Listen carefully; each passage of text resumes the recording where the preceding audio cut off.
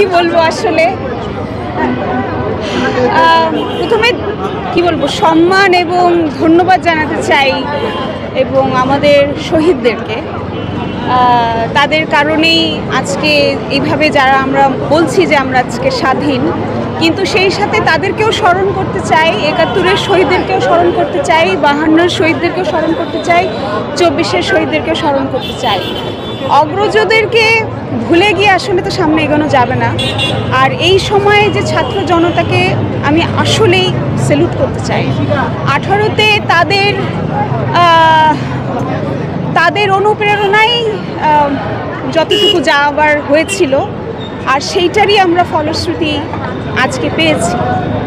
কিন্তু আসলে যখন আপনি একটা জিনিস অর্জন করেন সেটাকে ধরে রাখাটাই হচ্ছে আরও সংবেদনশীলতার কাজ, আরও বিচার বুদ্ধির কাজ।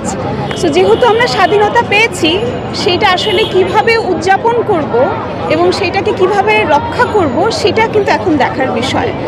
তো আসলে এই যে কদিনে যা যা ঘটছে, এই যে আমাদের সংখ্যালঘুদের উপর অত্যাচার হচ্ছে, আমাদের ভাস্কর্যগুলো ভেঙে ফেলা হচ্ছে, সেটা একজন মানুষ অথবা একজন শিল্পী হিসেবে, একজন সচেতন নাগরিক হিসেবে কখনো চাইনি, চাইবো না, এবং সেটার আমি ধিক্কার জানাই। এবং এই ক্ষেত্রে আমাদেরকে কি করতে হবে? আমাদেরকে অনেক সচেতন হতে হবে। আমরা এক হয়েছি, আমরা জাতি অনেক দিন পর জাতি বর্ণ নির্বিশেষে এক হয়েছি।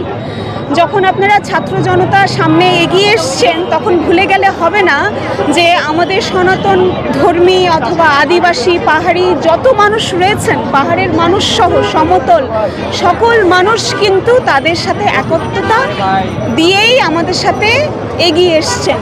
সো এখন যেহেতু আমরা স্বাধীনতাটা অর্জন করেছি আক্ষরিক অর্থে, সেটা প্রকৃতি তাদের নিরাপত্তা নিশ্চিত করতে হবে, আমাদের বাক স্বাধীনতা নিশ্চিত করতে হবে।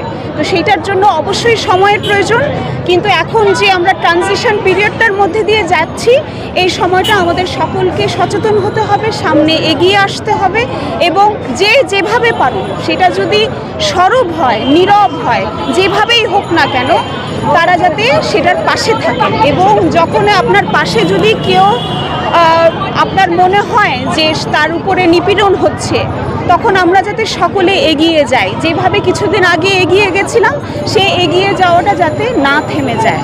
সো এটাই আমার বলার ছিল, একজন মা হিসেবে, একজন বোন হিসেবে, একজন নাগরিক হিসেবে, একজন শিল্পী হিসেবে। Thank you.